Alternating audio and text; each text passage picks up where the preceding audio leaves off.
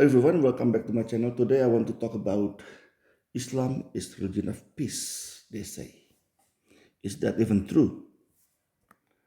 The reason I'm talking about this because I saw this channel. This is a big channel back home in Indonesia, Cokro TV. On your left, you see Ade Armando. He was interviewing a woman on the right side. Her name is Kumaila Hakimah. He was supposed to be an ustazah, a female Quranic teacher. She does speak Arabic, well, Quranic Arabic at least. I'm not sure if she can speak Arabic in like daily Arabic. I'm not sure, but as far reading Quran in Arabic, yes, she's able. Normally, I like her because she speaks as it is. But in this interview,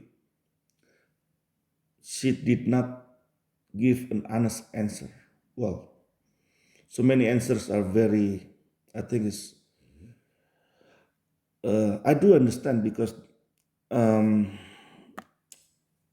the title here means the fact that Islam is a warring religion. So of course she lives in Indonesia and she did not dare to give an honest answer.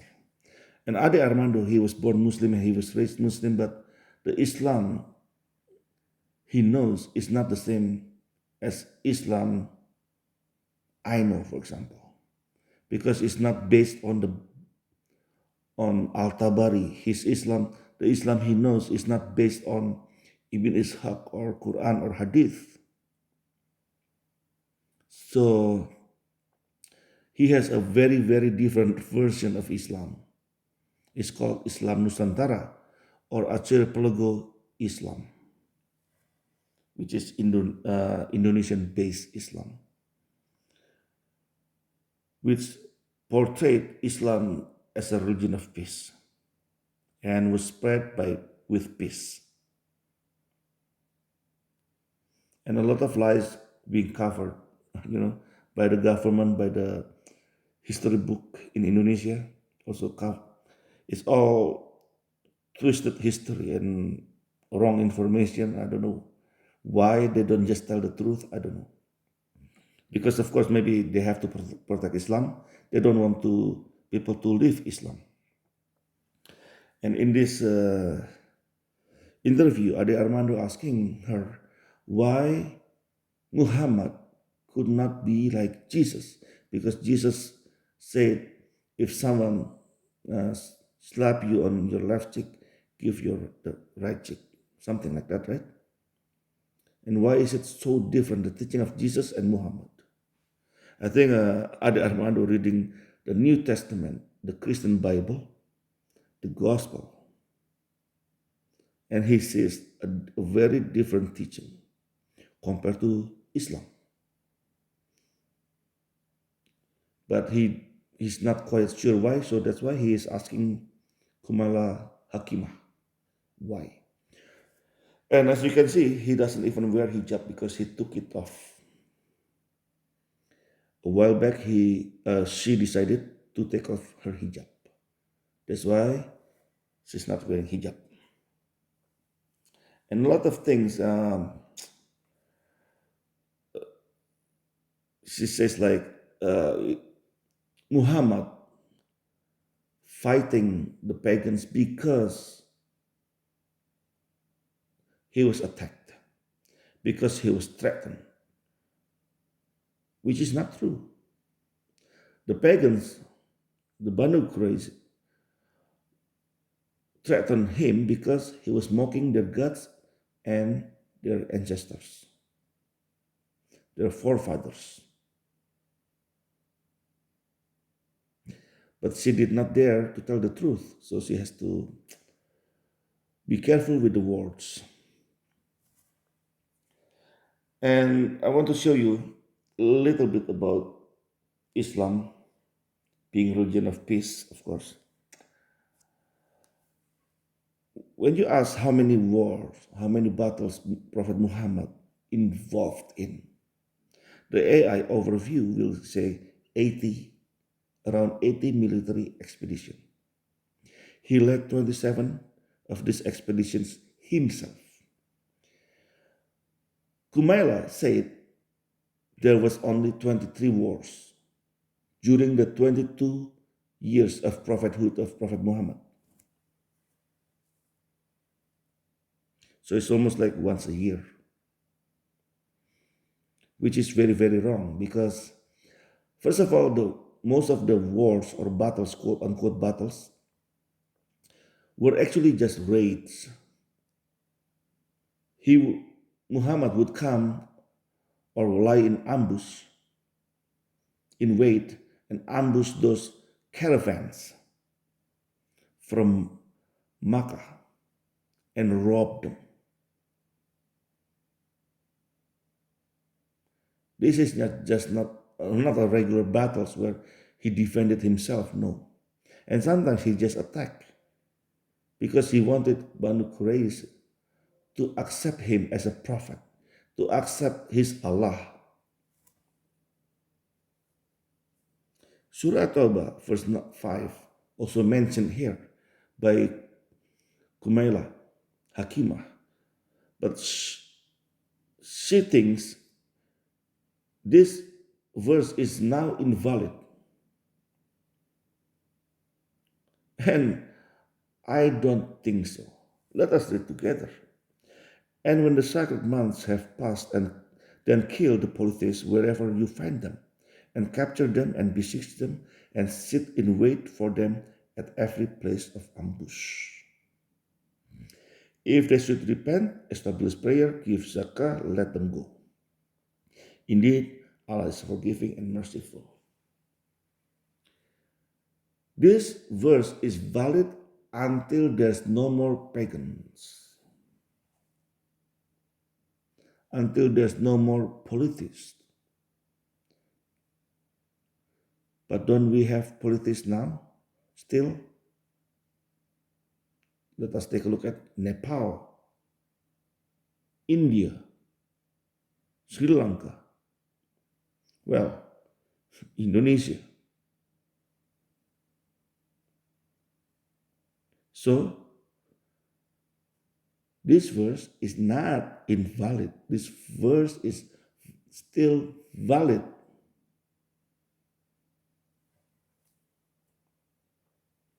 Surah Al-Anfal, verse 41, is confirming that 20% of those of the war booty would have to go to Muhammad. Then indeed for Allah is 1/5 of it, and for the messenger and for his near relatives. I know the next word is for the orphans, the needy, yada yada, but no. This is not true. Because in the beginning, when Muhammad had his followers, whether it's 100 or 200 or 2,000, everybody get portions of the war booty. So there's no needy, there's no travelers.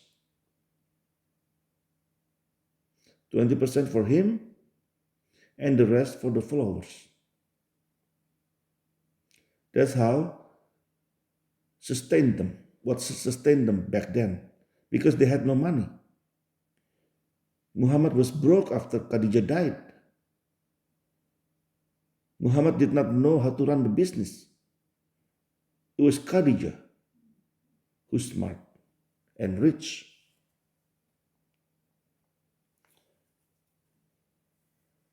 Surah Al-Imran, verse 161, is a verse that came down after the Sahaba accused Prophet Muhammad of stealing red cloth.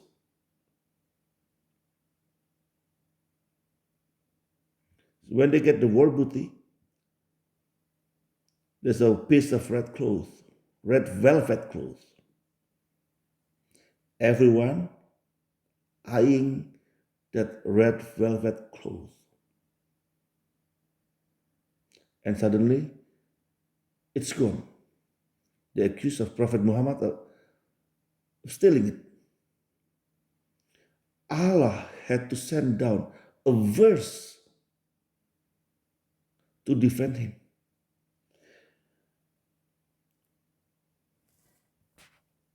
And like if you read the translation by Sahih International, it's not actually, yeah, the real translation is not like that.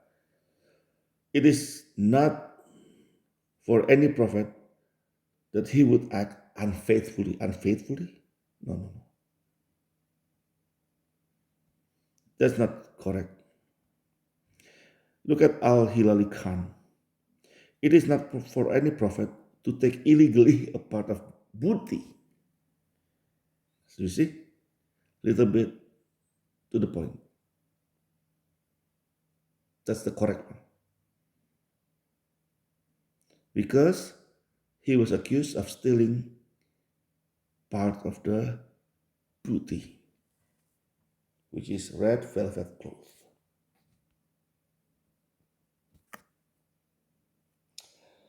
Let's and Hakimah, Kumaila Hakimah says she always mentioned about context because the war is according to context. They defend themselves, which is not true.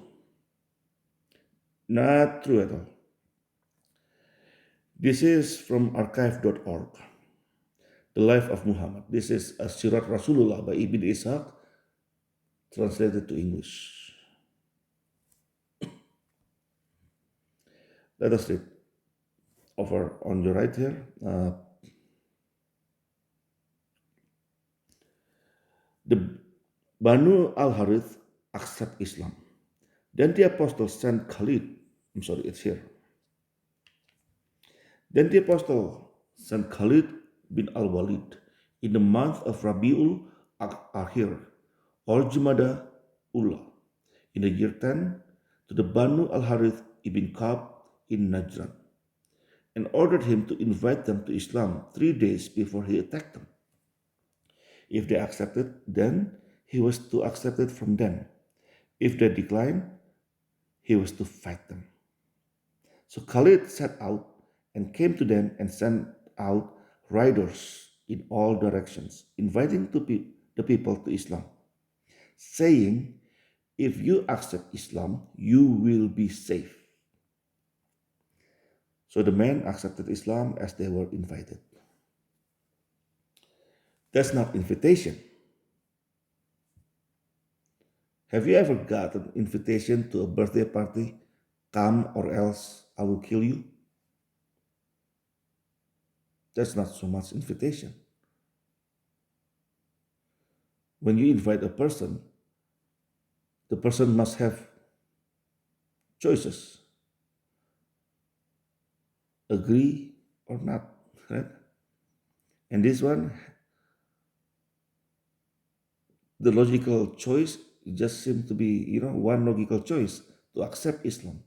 Otherwise, we'll be beheaded, killed. This is not, the Muslims were not under attack by Banu al-Harith.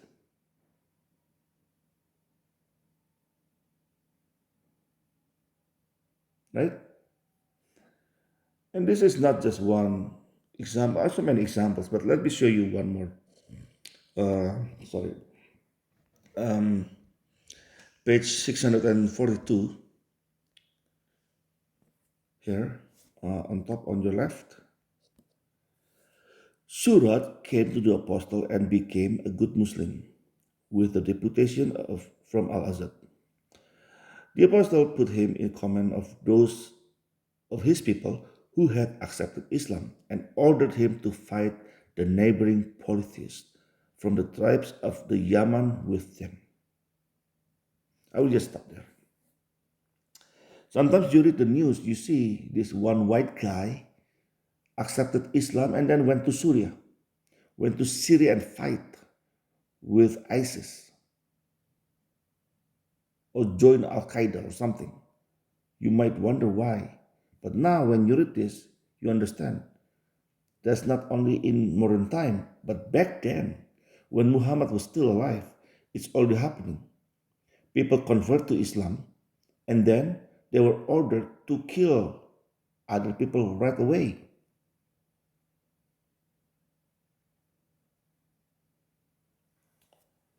This is, and he was ordered to fight the neighboring polytheists from the tribes of the Yemen or in Yemen. Crazy, right?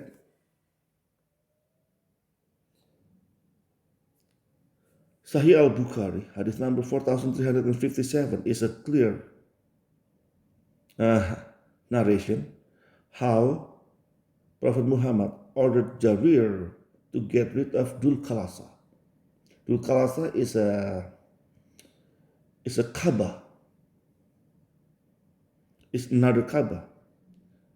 Dul Khalasa was a house in Yemen belonging to the tribe of Qatham and Bajayla, and in it there were idols which were worshipped, and it was called Al Kaaba. You can see it here. You can read it here. Al Kaaba, similar to the Kaaba in Makkah, and there are idols too in it and around it, just like how Kaaba was before Islam. And as you can see here, so I proceeded along with 150 cavalry from Ahmad's tribe. So he went there with 150 soldiers. I'm not going to go to ibn al-Kabi, I'll show you there, but I will just go here. This is from Wikipedia. The Muslims led by him, by Jarir, fought and overcame 100 men of Bajila and its custodians, and many of the Khatam, and another 200 men of Banu Kubafa tribes. Having defeated them and forced them into flight, he then demolished the building which stood over Dul Khalasa and set it on fire. So, hundreds of men were killed.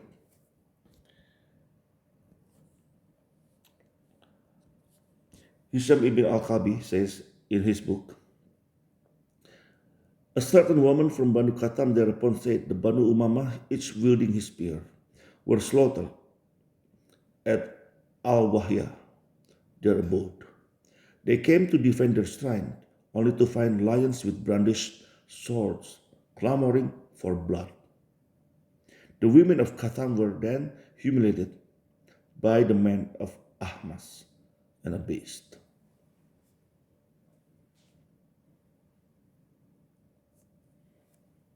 This is the thing. So hundreds of people killed.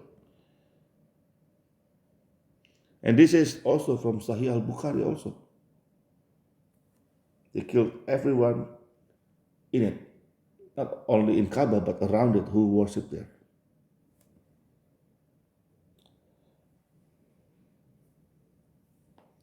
When you check the AI here, I think you notice in all the battles of Muhammad, the casualties of all sides, approximately 1,000. That's a lie. Because AI is people feed informations into AI, right? To AI. So that's how it is. So this is a lie. When Jarir went there with 150 riders, how many men do you think he killed? Hundreds. There are 300 men of Bajila and Banu Kubafa. How many of them killed? Let's say 200. Or mostly killed, for sure.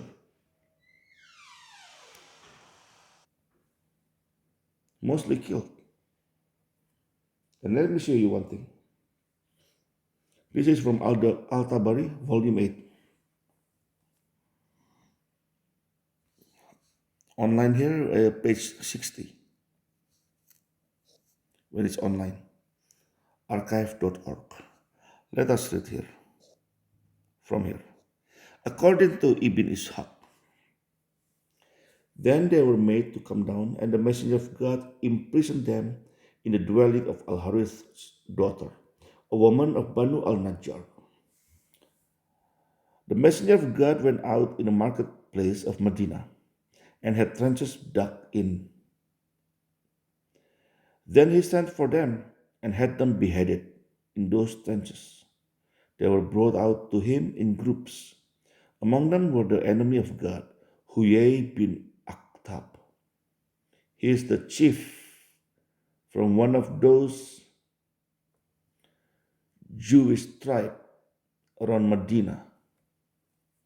I believe this is from Banu, it says Banu al Najjar. Let us read. Um, and Ka'b bin Asad, the head of tribe. They numbered 600 or 700. The largest estimate the largest estimate says there were between 800 and 900. So, if 200 people killed during the demolition of Dul Khalasa, and we take the highest one here, 900, so it's already 1100.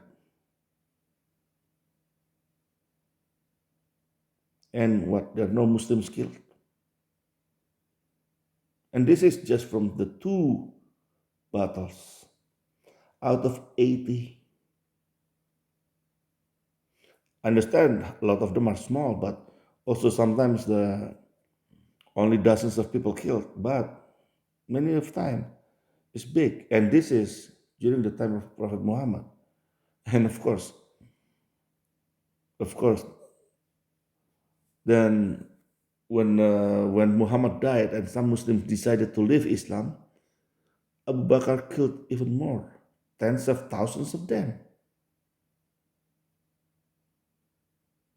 During the first fitna, 20,000 people, 20,000 Muslims died between Ali and Aisha. The war between Ali and Aisha killed 20,000 Muslims.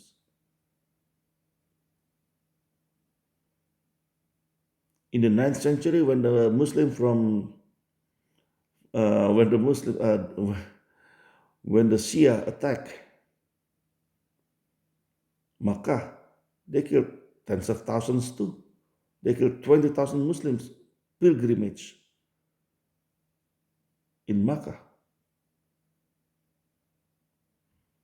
I mean, Islam is always going hand in hand with war and battles and fight and killing. And this is the truth. That's why you see it today still. They're still fighting. In Yemen, still fighting. In Iraq, some areas, they're still fighting. They're not in the news anymore because a lot of them are skirmishes, but still fighting. They're still fighting. This is among the Muslims. The Palestinians, the Hezbollah, they're still fighting the Jews until now.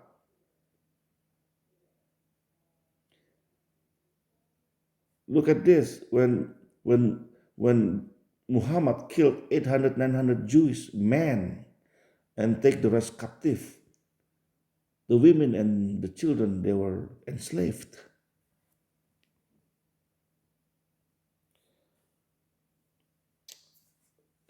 Those, like the killing of those Jews in Medina, of course, Allah had to send verses down.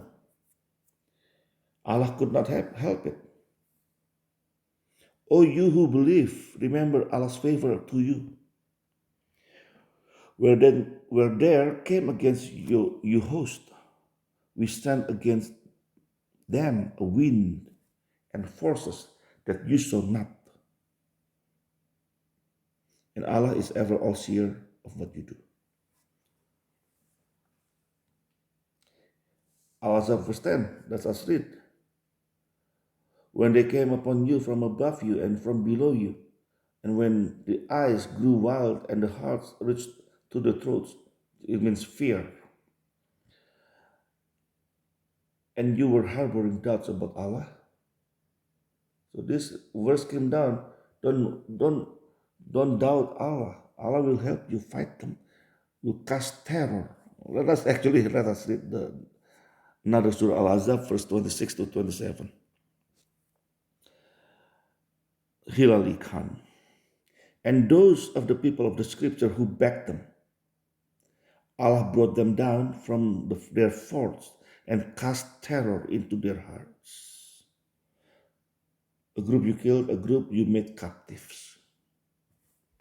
Next verse. And he caused you to inherit their lands and their houses and their riches and the land which you had not trodden before. And Allah is able to do all things.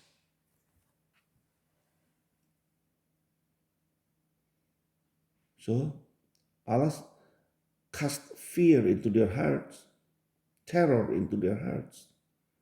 Now you can take their land, their women, their children, their riches, everything.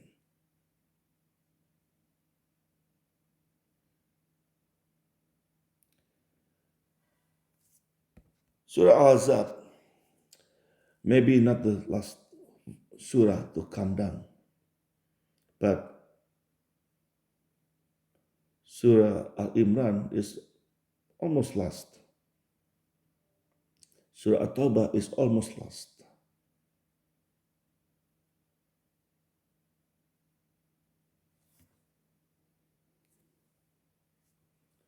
Surah Al-Imran actually is the 89th surah to be revealed.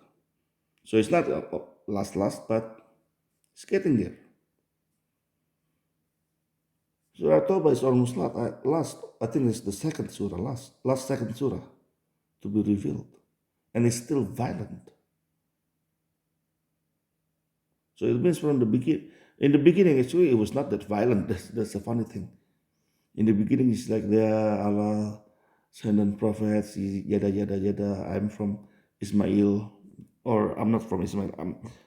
This religion is from Abraham, yada yada yada. But after he was refused, he was rejected. Then he became violent, and that violence never ends until now. I hope people who defend Islam read Al-Tabari or Sirat Rasul by Ibn Ishaq. If I can find it on the internet, that easy. Internet, like archive.org. I don't have to pay anything. It's free. It's there. You can just read it.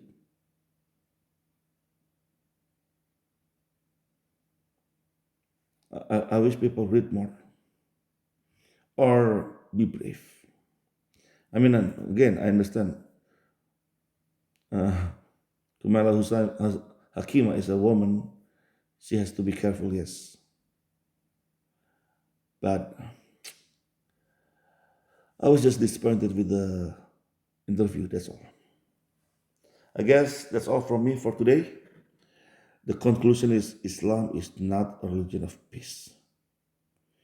It was not then, it was not now. It is not now. Thank you for watching and listening. God bless you all. Whether you're Muslim or a polytheist, whether you're a Jew or a Christian, God bless you all. Have a nice life.